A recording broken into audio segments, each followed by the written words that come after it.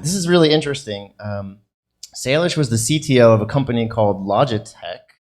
Sailesh is going to talk to us about something really interesting, almost counterintuitive, sustainable and profitable business by selling less. Okay, I'm really intrigued. So go ahead, Sailesh.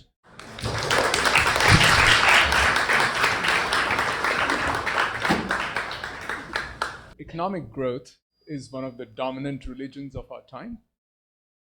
If you're a public company, you live and die by growth.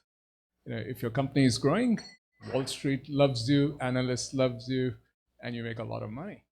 If you stop growing, the reverse happens. So it's a treadmill you can't get off from. So if you're a company making public goods, what that means is you grow by selling more stuff to more people. There's a problem with that. Eventually, everybody who needs your stuff gets it. Then what happens to your business? Well, so how do you get around?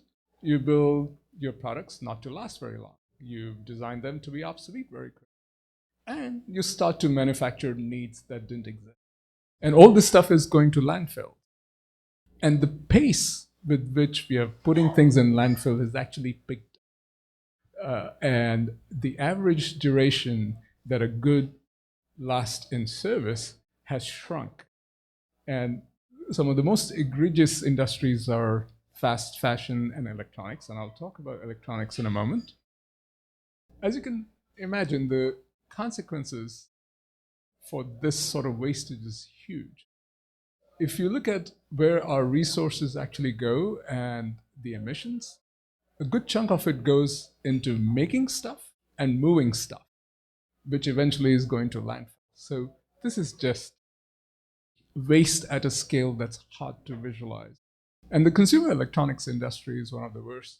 We think these devices, these little things, right? I mean, small stuff, but they use so much resources, water, minerals, plastics, that, and they get used for a very brief period of time, and then they go in a landfill. And this industry is also very notorious at not recycling or reclaiming the materials that go into it. As you can see the data here, very small proportion gets recycled.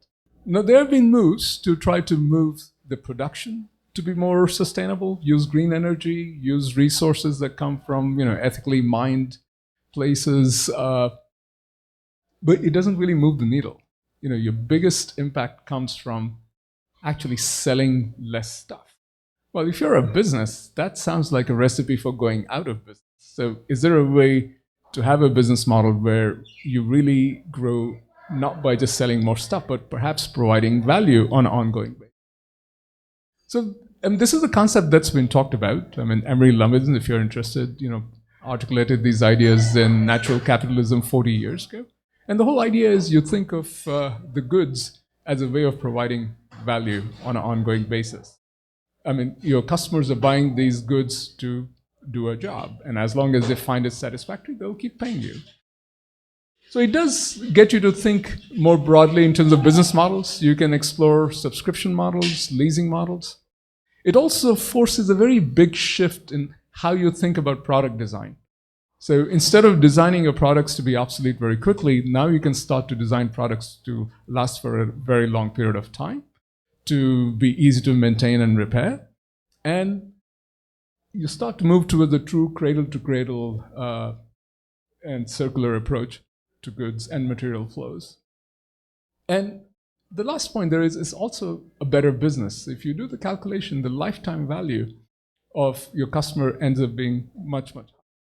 Then the question is, well, is it possible? The answer is yes. I did this in my last gig. Is it easy? No, it's really, really hard because we are so finely optimized for the existing way of doing it. Is it sustainable? I think you can sustain it, but only if the industry ends up paying the true cost of pollution and all the externalities. And that's where the regulations come in. And the first talk today talked about all those changes that have come about. Those are very critical. Europe is taking the lead on many of these. SEC, thanks to Chamber of Commerce and a whole bunch of other people, is not quite sure how to move forward, but these things are coming and you can get ahead of the curve. And I think the consumer pressure matters. The right to repair movement has had some impact. Disclosure requirements, if our regulators insist that companies disclose their actual footprint and the resource usage, I think those things will start to make a difference.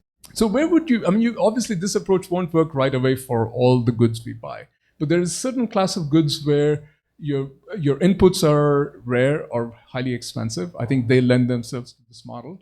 The other class of goods is where software is a key component, which gives you the ability to add features and functionality and keep your products sort of evolving by changing software itself.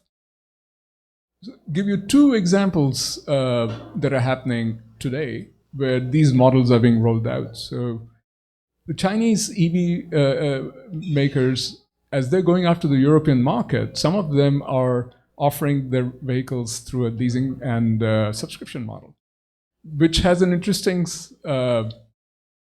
consequence. They're able to offer a much lower price.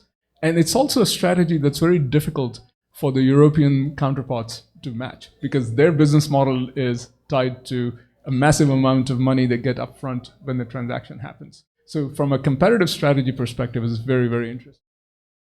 Here, within the United States, the battery industry for EVs is moving to a circular and subscription model. And there are two reasons. First, the inputs you can reclaim them. And second, the IRA changed the incentives so that if you actually harvest the materials from the batteries that have been made for the first time and then use it to make the batteries a second time, now you're eligible for all the credits that are linked to whether your sourcing is local to the country or not.